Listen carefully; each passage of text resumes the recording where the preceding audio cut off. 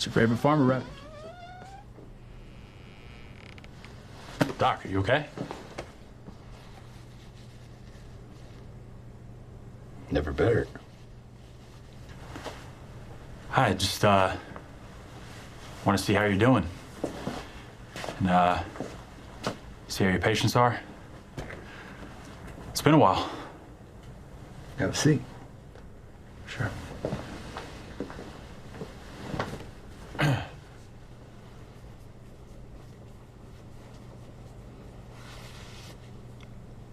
Let me ask you something, Bill. You ever think that, maybe that miracle drug you're selling is just, just a tad more addictive than you said?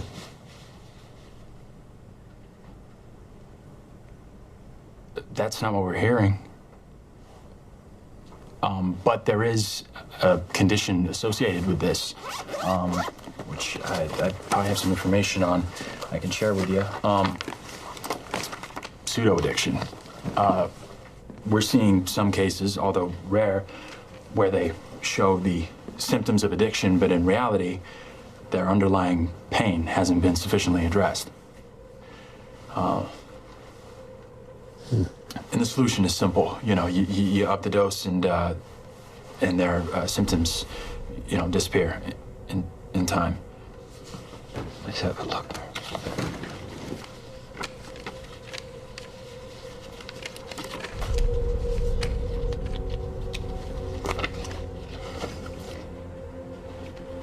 You're so poison, Billy. What's that? That's all this is. You're so poison. That's what you do. That's just poison. No, Doc. Yeah, no, that's what it is. Yeah, it's poison. I can talk you through it, Doc. It's a new concept. It's all in here. No.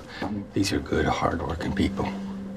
These are good, hard-working people. You have FDA label this. Doc, anything in here that you don't understand, I can talk you through.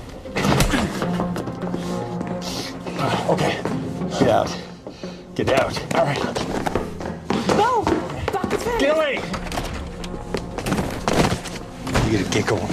Don't ever come back. Doc, get out of here. Doc, get out, please. You ever come back here to these mountains, I'll fucking kill you. Yeah, I'll fucking kill you myself! What's wrong with you? Take the rest of the day off. Go home.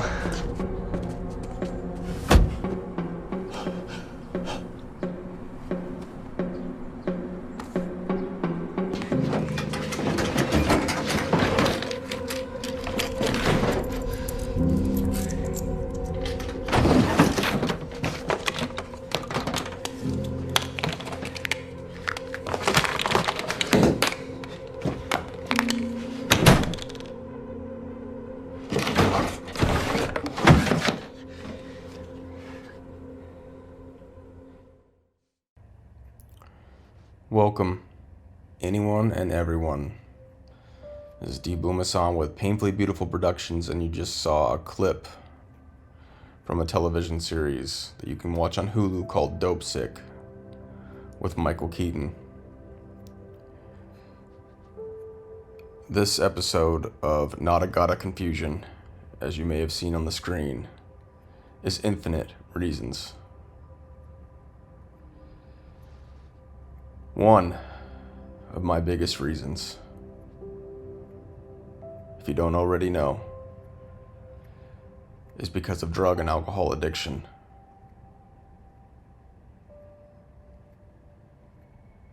When I went into my first rehab, reluctantly, it's just where I found myself. The very first meeting that I sat in, they said that 5% of you will successfully enter recovery and stay in it.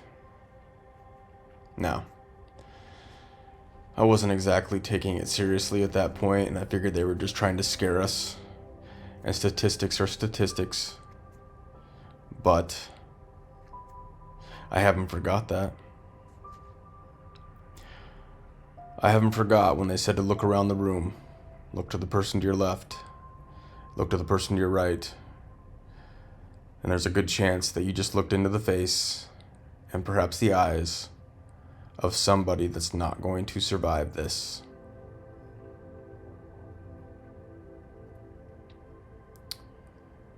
And it is proven in a lot of ways true. I've lost people that I've met in rehab, that I've known as acquaintances or childhood friends, to drugs, overdoses, suicide. And while I could tell endless rehab stories, and perhaps I will do something like that for a series in the future. Wow, I didn't know this would go this way, but I'm just letting myself kind of speak from the heart on these. When I was in 4th grade, my best friend's older brother, who I looked up to him as a older brother figure.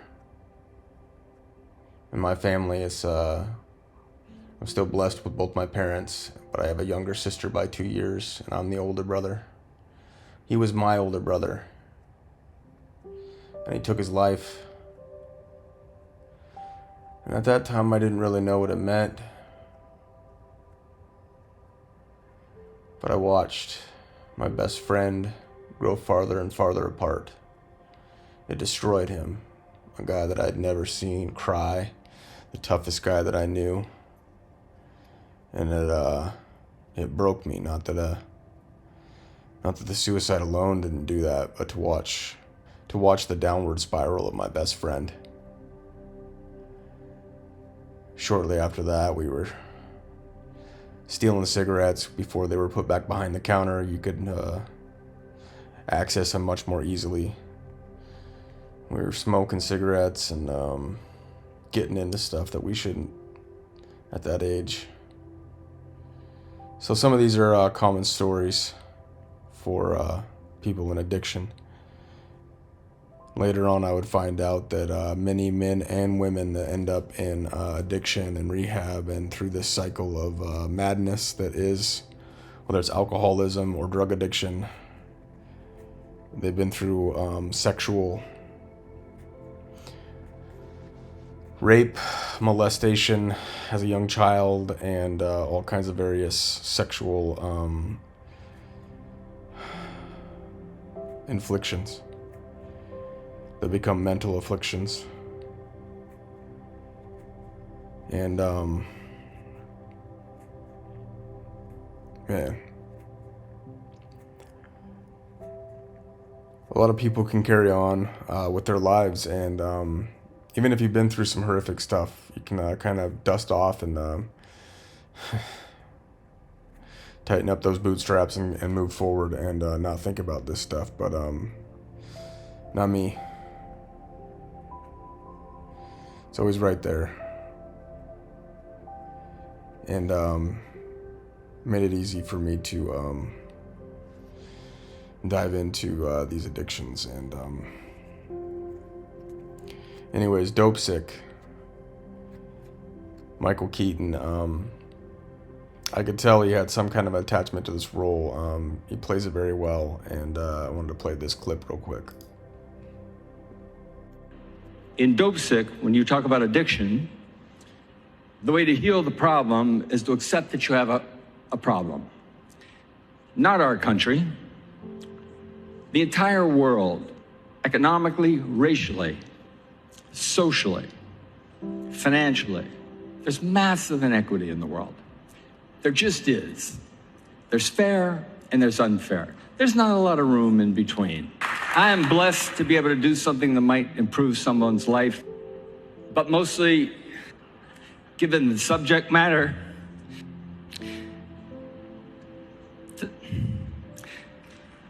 this is for my nephew, Michael, and my sister, Pam. I lost Michael. I lost my nephew, Michael, to drugs, and it hurts. This is for my sister, Pam. Thanks.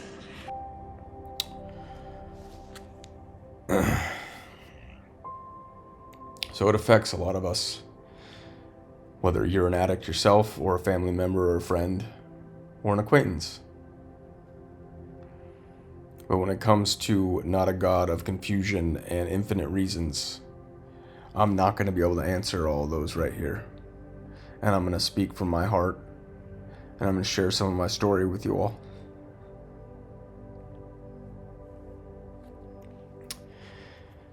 And I'm going to do my best to pay it forward. Obviously, most people know that AA and rehab and addiction recovery involves a lot of stuff about God, and I was very resistant. And like I said, I'm not going to get too deep into some of these stories. Those will be saved for something else. But I've been up and down with God, and it was not an easy one. And so if you're struggling right now or know somebody that's struggling, that is not always an easy topic to approach. If for some reason you landed on this and you haven't watched the first two, it is what it is. But obviously you can see, if you have watched one of the other episodes, where I lie.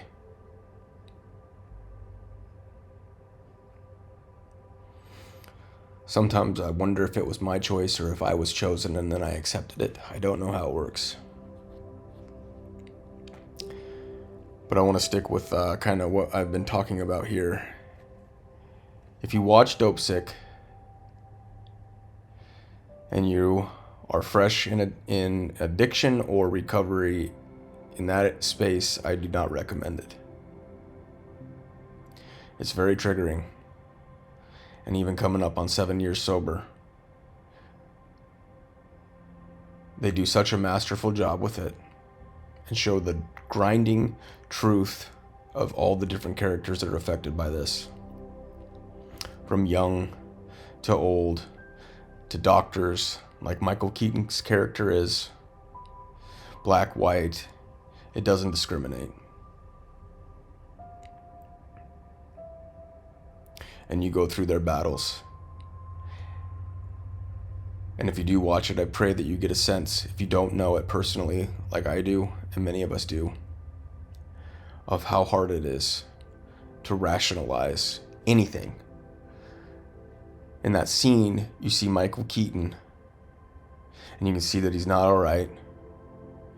I don't want to give away the plots and everything that happens, but obviously he's been addicted himself. And he throws out the drug rep, telling him that it's poison. And yet, what does he do right away?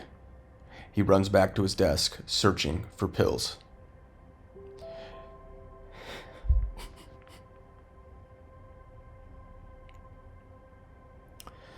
This disease, dis-ease, is irrational. In the sense that it makes you irrational. And right now we're in a world, Michael Keaton was kind of talking about it, that's irrational. There's fair and there's unfair.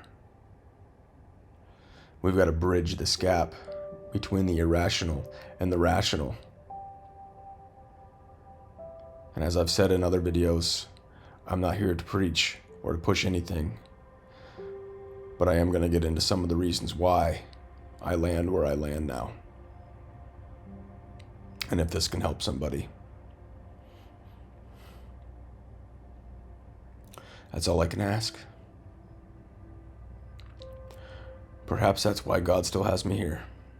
Whatever God means to you. Bringing it back to the thread of this series.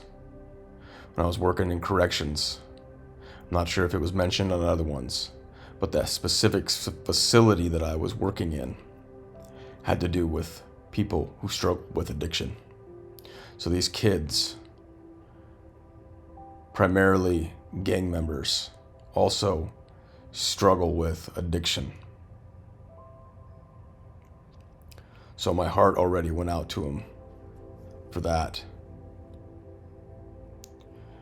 After I got arrested, I didn't know what to do. I was making more money than I'd ever made.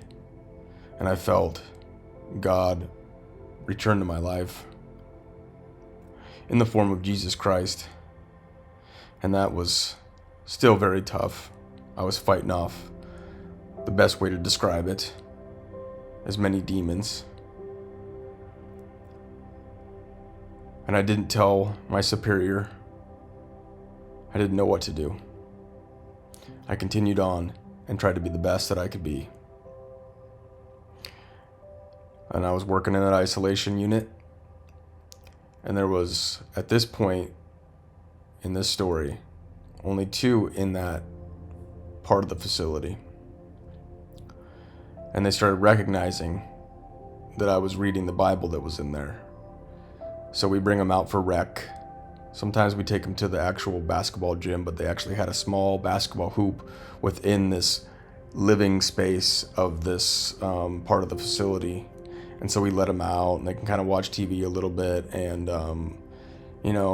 we encourage them to get up and move around, and they play basketball, and which is an interesting one because there's 2 levels to that part of the facility, and the ball would always get stuck up on the second level, and then you'd have to be careful with them going up to the second level because obviously they could jump off or do something stupid or slide down the rail on their butt and then hurt themselves, so you had to watch them at all times. And they were always kind of messing around with you and playing with you like they were going to hurt themselves. And sometimes when you're messing around like you're going to hurt yourself, you do hurt yourself. But anyways, this was after I had already gotten arrested and returned, was attempting to return to my faith, even though I was very reluctant in a lot of ways, because so many people have different faiths, there's so many religions, there's so many different beliefs, and I respect that. And for me, I have to know truth. I just have to know it. The next episode will be about faith, and I believe that there's an element of faith, and that's just the way it has to be. But I want to know the truth. And I was looking into material, researching things, attacking it again, and but grateful to be attacking it again because I still felt like I was back on par with what I needed to be doing, and that was not drugs and alcohol. So I was attempting to stay sober, working in this facility, trying to do the best that I could do to be the best group life coordinator that I could be. And I believe it was Thanksgiving. And I sat down with these kids, and we'd had some conversations about the Bible, and they were maybe even more reluctant than I was to even talk about it. But we sat down for this meal, and like I said, they'd seen me reading the Bible, and we'd have some conversations, and mostly just shit talking, honestly. And the kid in the facility that was the most rambunctious, I would say, out of all of them at the time, just outlandish in the sense of just getting so much joy out of pushing people's buttons. He said we should pray. And he initiated it. I hadn't said anything, and I'm very uncomfortable with praying out loud and these things, even to this day, to a certain extent. And so at first I thought maybe he was joking and messing with me, and the other kid kind of looked at him the same way, and he put out his hands, and we kind of looked at him, and he was like, "I'm being serious." And the other kid was like, "I would like that."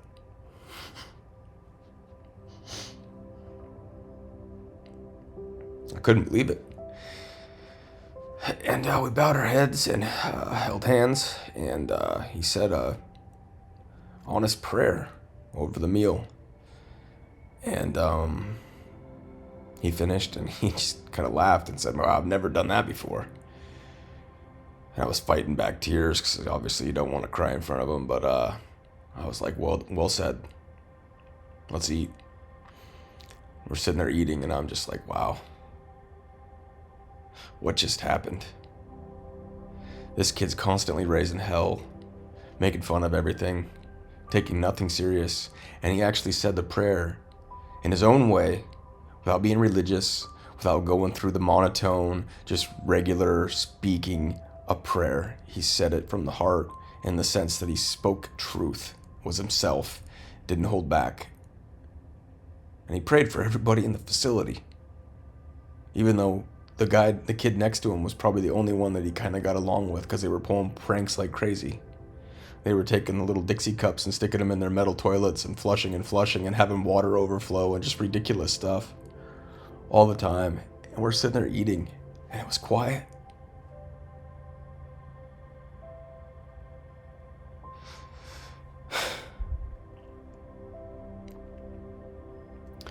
Working in there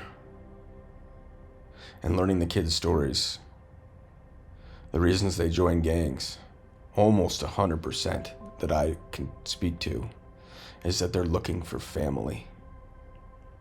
They're looking to belong. And a lot of these kids, they think, okay, they're going to do their time, and they're all like writing rhymes.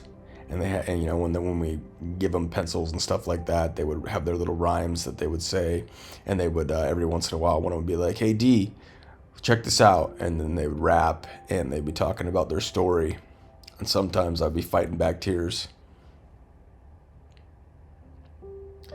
because oftentimes their raps include darkness, the demons trying to take them down,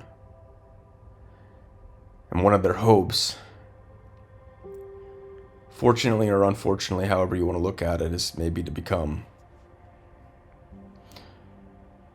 accepted into the rap game at some point, and make all the money and, maybe do the 50 Cent thing or whatever it is. But regardless, you're sitting there listening to them, and it's almost continuously talking about the darkness and being taken down and doing things you don't want to do, and being stuck in this game.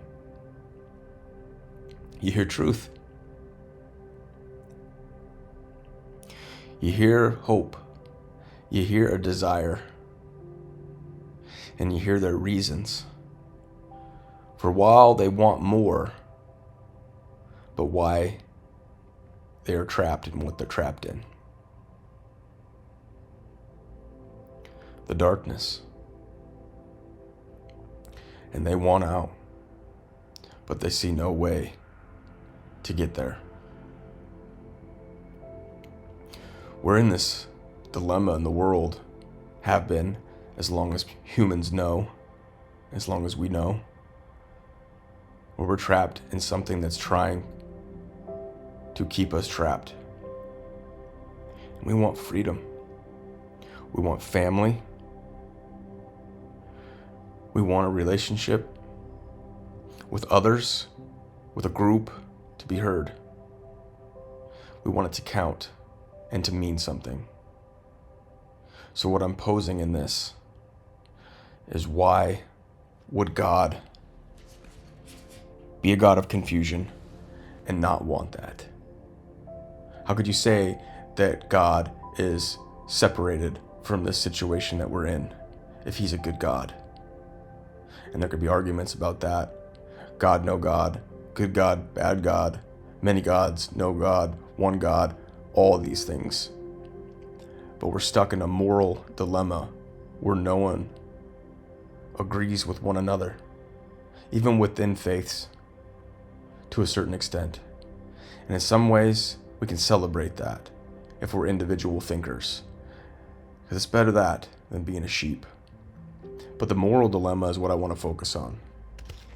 And one of the guys that I clung to in learning more about faith in Jesus Christ was C.S. Lewis, who was an atheist who attacked Christianity and found himself a believer. And one of his quotes regarding this moral dilemma we find ourselves in is this: if there was a controlling power outside the universe, it could not show itself to us as one of the facts inside the universe. No more than the architect of a house could actually be a wall or staircase or fireplace in that house. The only way in which we could expect it to show itself would be inside ourselves, as an influence or a command trying to get us to behave in a certain way. And that is just what we do find inside ourselves. Surely this ought to arouse our suspicions. End of quote. He ends it with a question mark to allure your suspicions.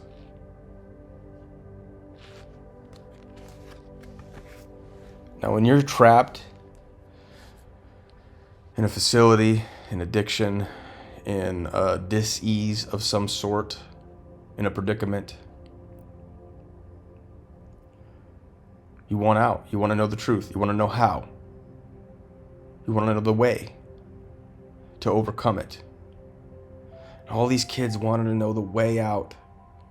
All the children inside of us want to know the way out of this predicament. And C.S. Lewis is telling us to look within ourselves and stir up the suspicion that has us questioning what is going on.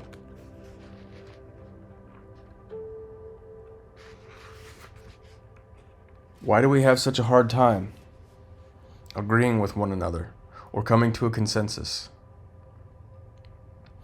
And it comes back to those rap songs. The darkness, the demons, the enemies within ourselves. We want that emptiness and those questions to be filled with inside of us.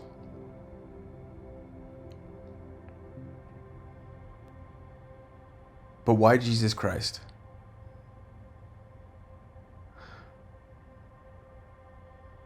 Why him? In the previous episodes, part of the reason is because you look at these rulers of the world. If you don't believe that, if you're not buying into the conspiracy that elite satanic people run this world, you probably will. Or if you look into it, you might see it. You'll see it in the symbolism. You'll see it in the music industry, the entertainment world. Why is it all satanic?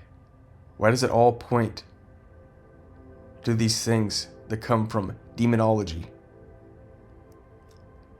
I was watching this clip of something when I was going through X, Twitter, and it was talking about how at some point in the music industry, they literally took the master tracks and stuck them on altars and brought in witches to do demonic seances over the music and to cast it into all the replicas that would be made of this music. When you look into things like the adrenochrome and the child trafficking, which is well documented if you just look into it, and I'm trying to do that on this channel, why is there so much power in that form of evil? Why is there power in such darkness, and yet we're all confused about the power of the light?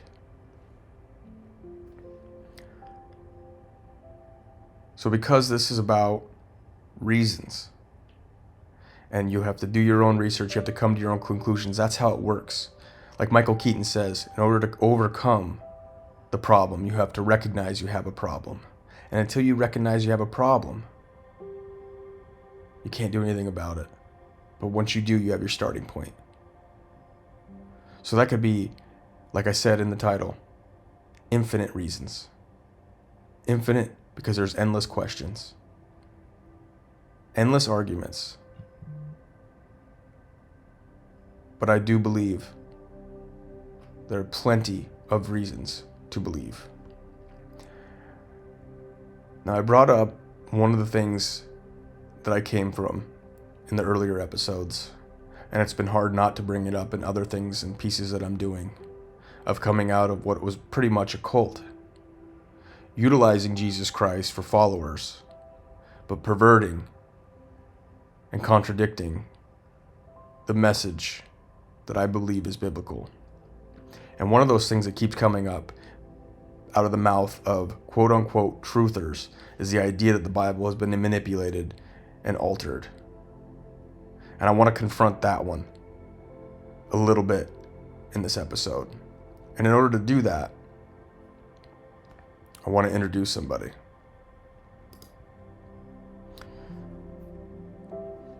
So I came across Cold Case Christianity. And this is J. Warner Wallace. J. Warner Wallace is a Dateline featured cold case homicide detective, popular national speaker, best-selling author. He continues to consult on cold case investigations while serving as a senior fellow at the Colston Center for Christian Worldview. He is also an adjunct professor of apologetics at Talbot School of Theology, Biola University, Gateway Seminary, and Southern Evangelical Seminary, and a faculty member at Summit Ministries. Jay Warner became a Christ follower at the age of 35 after investigating the claims of the New Testament Gospels using his skill set as a detective. He eventually earned a master's degree in theological studies from Gateway Seminary. So you can go into more of who he is. And like I said, I can't answer all questions, and people can attack anybody for anything, but I love the idea of, again, an atheist coming to Christ by attacking it, and in a unique way, attacking it from the perspective of a cold case detective who investigates murders and crime scenes, and to utilize those very same tactics by attacking the Bible and trying to refute it. So I'm going to go into some material of this gentleman, but before I do that, I'm going to introduce you to him in a way that you can see who he is, what he looks like, and what he sounds like. Now, this idea is that I can be as sincere as I want to be and can be when it comes to Jesus Christ. Anybody can, whether it's Buddhism, faith in any religion you want to say, whether it's Muslim, Jehovah's Witness, Mormon, all these things. We all have our testimonies. And so I understand that. We have sincere beliefs, and I've come across people of other faiths who have their very sincere experiences, testimonies, and beliefs in other faiths. But I want you to hear this man and understand that it's not all about sincerity. So I get that. It's not only about testimony. We could sing the most beautiful song, the most beautiful testimony, and most people, if they're not open to that, are still going to look to other people of other faiths and see the sincerity there. But I like how he approaches it in this short little video. To say that all God honors is sincerity, that's what he really wants more than anything else, you'd have to know something about the mind of God to even make that claim, right? I mean, you have to say, well, okay, so you think, how do you know that? Are you just pulling that out of your pocket, or do you think did you read that in a holy book? Because I've got a holy book too, and the holy book I'm reading I actually think is reliable because I tested it as an eyewitness account, at least the New Testament Gospels. And what those Gospels tell me is that God cares more about truth than he does about sincerity. There were people in the New Testament era that Jesus encountered who were holding to their religious rules as Jewish believers, and they were very sincere about their religious rules. And he repeatedly told them that the sincerity of your rule following is not what matters to God. I mean, think about that. You can be very sincere, yet be sincerely wrong. Sincerity is important, but only when it's attached at the hip to truth. That's when it becomes powerful. So I can be as sincere as possible, as my heart will allow. And I don't expect you to believe me just because I had this experience with addiction.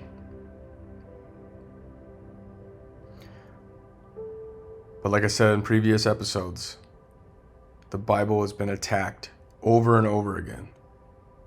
And it has stood up to so many people that have dared to stand against it and to bring their own approach to refuting it so they could dismiss it out of their lives. And this Council of Nicea and Constantine and the idea that the Bible's been manipulated is one of those claims that I came from and I started to believe because this gentleman also was telling us all kinds of things that seemed to be true. He agreed that there's a cabal and that their symbolism is everywhere and that there's demons and all these things that show this war, the spiritual battle that the Bible depicts. And yet, as we talked about before, the reincarnation thing, and if you believe in reincarnation, cool, I can have that conversation with you. But it's just when you start to break it apart in a sense where you're utilizing Jesus Christ to send a message, but then you're creating all of your own beliefs on stuff that can be attacked and refuted is the issue. And that's what I came up against. Not only to find out that the guy didn't practice what he preached and honestly wasn't that great of a person, but his facts didn't add up. So if we go to just attack a little bit of this, because I keep hearing it, I don't want to name names, but I just heard a woman come out and say, sorry, but the Bible's been messed with. That's just the way it is. No, you can't just gloss over that, take down a belief, and say that to open it up so that you can present these new ideas that you have. Because you believe them, cool.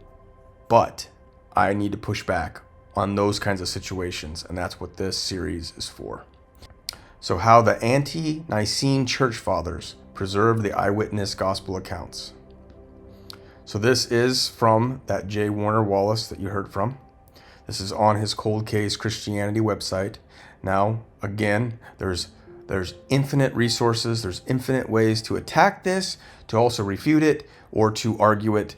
But let's get into some things that he presents, and you can click on these things and look into further of his research. But coming from a cold case detective that was an atheist that had no belief in God whatsoever and used his detective skills, it's a refreshing way to kind of approach some of these topics. So the students of the apostles played a pivotal role in preserving and promoting the eyewitness gospel accounts. While many skeptics claim the New Testament canon was formed during 4th century church councils such as the Council of Nicea or Nicea, not sure if I'm saying that correctly, but bear with me and it's on the screen, the earliest believers had already preserved the canonical gospels and letters centuries prior.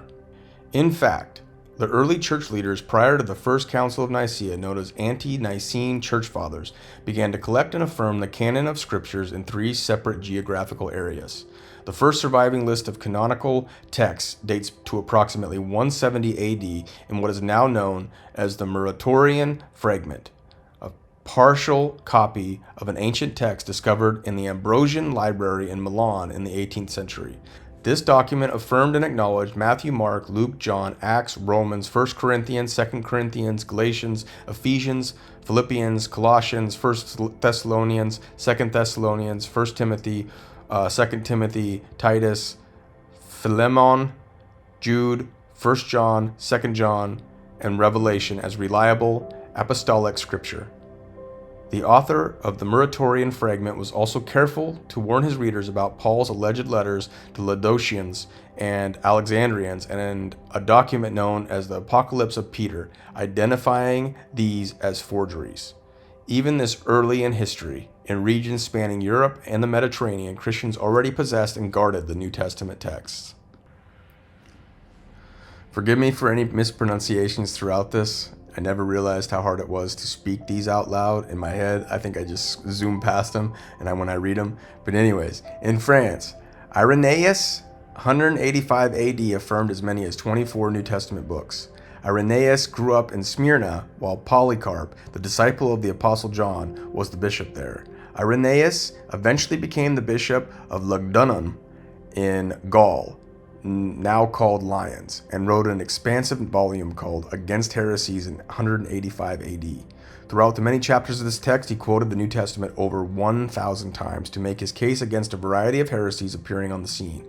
In quoting the New Testament documents, he referred to at least 21 of the books we presently possess in our Bible, including Matthew, Mark, Luke, John, Acts, Romans, 1 Corinthians, and you can see the list as it goes on there. But in addition to this, scholars believed Irenaeus alluded to a number of additional texts, including Hebrews, James, and perhaps even 2 Peter. Irenaeus is silent with regard to Philemon, 3 John, and Jude, although this does not necessarily mean he was unaware of the books or rejected them as inspired. Irenaeus also referred to the Shepherd of Hermas and the Apocalypse of John, but no other 2nd century book related to Jesus was recognized as authentic. So you're seeing right here that this other church, as it says, ante-Nicene church, also had already preserved the gospel accounts. So regardless of what was going to happen at this Council of Nicea and all the stuff that was going on, it was already handled. So in Italy, Hippolytus, 220 AD, affirmed as many as 24 New Testament books. Hippolytus was born in Rome and became a disciple of Irenaeus. He was a prolific writer, and one of the most important works was a text known as Refutation of All Heresies. Over the course of his many writings, Hippolytus acknowledged and affirmed most of the New Testament documents, Matthew, Mark, Luke, and John, all those. It also appears, however, he was aware of 2 Peter and James, but he does not list them openly. In addition, Hippolytus quotes from Hebrews directly and also the Shepherd of Hermas, but not as though they are scripture. In Egypt, Origen, 225 AD, affirmed as many as 27 New Testament books. Origen of Alexandria was a brilliant church leader who traveled broadly and was fully aware of the catalog of differing views related to Jesus. He was also fully aware of the teachings within the church from region to region. Perhaps for this reason, Origen's use and affirmation of the eyewitness books and letters is significant. Even though late emerging texts were known to Origen, his many letters and writings fail to affirm heretical non-canonical works. Instead, Origen categorized the existing texts of the ancient world into three classes: the universally accepted eyewitness writings of the apostles, those books whose apostolic authorship was doubted, and those books clearly not the product of the original eyewitnesses. He acknowledged Matthew, Mark, Luke, and John, etc. He acknowledged them as scripture. He also acknowledged believers within the church had their doubts about Hebrews, 2 Peter, 2 John, 3 John, James, Jude, Barnabas, the shepherds of Hermas, and the Didache, and the Gospel of the Hebrews, a version of the Gospel of Matthew. While Origen believed the books in the second group were also reliable scripture, he recognized and tolerated other views. So you see, early on, they were already discussing these things and attacking them at length in order to preserve the reliability of the Gospels. In Palestine, Eusebius, 324 AD, affirmed 26 New Testament books. Eusebius was the bishop of Caesarea. Like Origen, Eusebius acknowledged a list of trustworthy apostolic writings, and he also divided his list into three categories. Eusebius's first group included the universally accepted eyewitness accounts and the letters of the apostles: Matthew, Mark, Luke, John, Acts, Romans, and you can go on the list. I will link to all these below the video, but this is how you attack it. This is how you do research. And obviously this is a Christian, but he came from atheism. So you can look and you can see what he's presenting and then take it and attack it. No problem with that. That's how we do it. But his second group included contested books. He divided the contested texts into a superior and inferior group. The superior group included James, Jude, 2 Peter, 2 and 3 John. Eusebius maintained that these books should be considered scripture, but he conceded not everyone agreed on this issue. His second group of contested books included the Epistle of Barnabas, the Didache, the Gospel of the Hebrews, the Acts of Paul, the Shepherd of Hermas, and the Apocalypse of Peter. All other ancient texts related to Jesus were placed in the third category, with Eusebius considered fraudulent.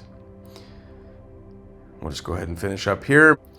Many early church fathers wrote prolifically in their own effort to nurture and encourage the local churches, and many of their writings still exist today.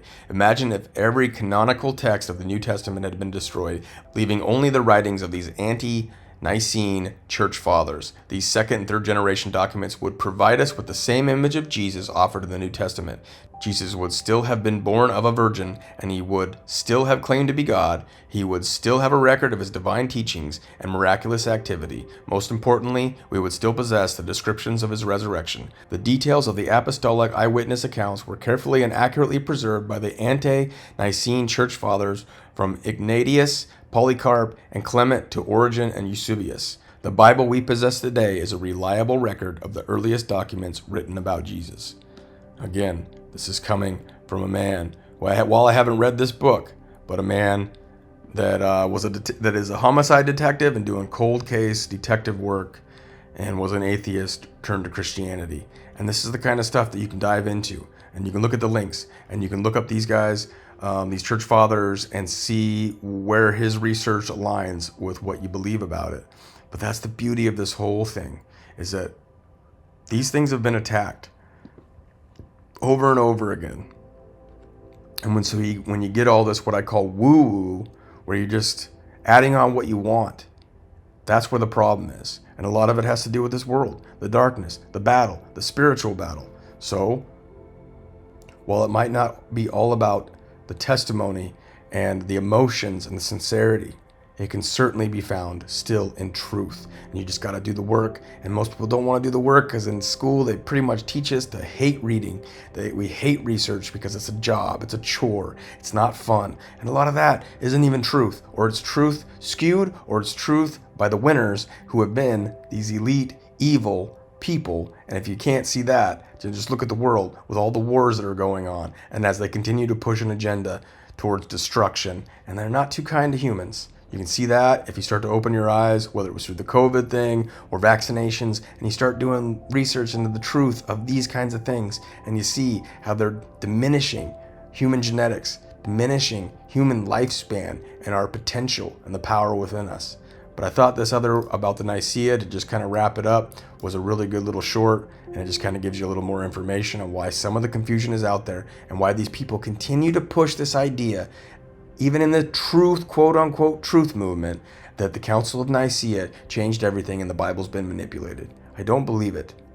All the pain that's been taken in this to preserve the truth of what Jesus Christ, the Son of Man, the Son of God, whatever you believe him to be, it's there in the Bible for you to scrutinize, and there's plenty of research outside of the Bible, whether it's non-Christian sources, historical references that you can go back and look and see what was being spoke about and what was believed and talked about at the time, even from people that weren't followers of Jesus Christ, recognizing that he was there.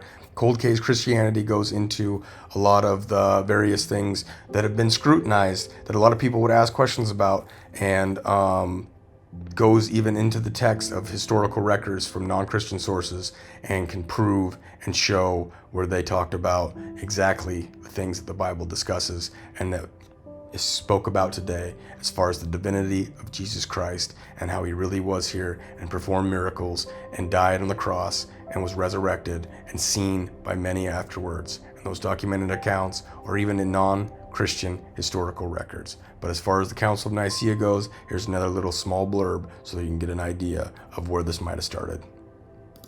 Hey everybody, just a quick reminder that the Council of Nicea in 325 CE had absolutely nothing whatsoever to do with the composition, the compilation, or the canonization of the Bible. The only thing that Constantine ever did that influenced the development of the Bible was commission Eusebius of Caesarea to have 50 high-quality copies of the scriptures produced. The Council of Nicea was convened to settle the Arian controversy, to come up with a new means of calculating the date of Easter that would allow it to be decoupled from the date of the Passover, and to establish some ecclesiastical regulations. The notion that it had anything to do with the development of the canon comes from a legend, from a text that was written almost 600 years later called the Synodicon Vetus. And the legend held that the bishops stacked up all the scriptural books on a table, and everything that was considered apocryphal miraculously fell to the floor. This was picked up by some 18th and 19th century writers, and then Dan Brown repeated it in the Da Vinci Code. So these legends, these mistruths, or these narratives continue forward for reasons like this. And people can attack this stuff and they can make their arguments. Cool, I'm all about that. I am a man of little faith. I admit it. I struggle because the world does not make sense. And I think there's a reason for that. It's a spiritual battle. But these truths, or these ways of digesting the truth, chewing on it, spitting it out, figuring it out, whatever you want to say, is what keeps me going, what keeps me sober, what keeps me believing in what I want to strive to know, which is truth. We could exhaust this. We could go into hours and hours of this. And I hope I presented some material that helps you. And if you or a loved one are struggling with addiction, please reach out to God. He wants to have a personal relationship with you. I did it over and over and then rejected it over and over again. And it's a daily task, one day at a time. It really does ring true. And it sounds like a corny tagline, but it is the truth. One day at a time, one moment at a time, one question at a time, one truth at a time, one falsehood attacked at a time. It'll keep you sober. There's reason to believe that God loves you, has a reason for you to be here, and the reason you're listening to this voice, this crazy dude that calls himself a digital samurai, called the Booma San for Painfully Beautiful Productions. And because music is powerful, please enjoy this song, and I'll catch you on the next one. This is 10,000 Reasons by Matt Redman.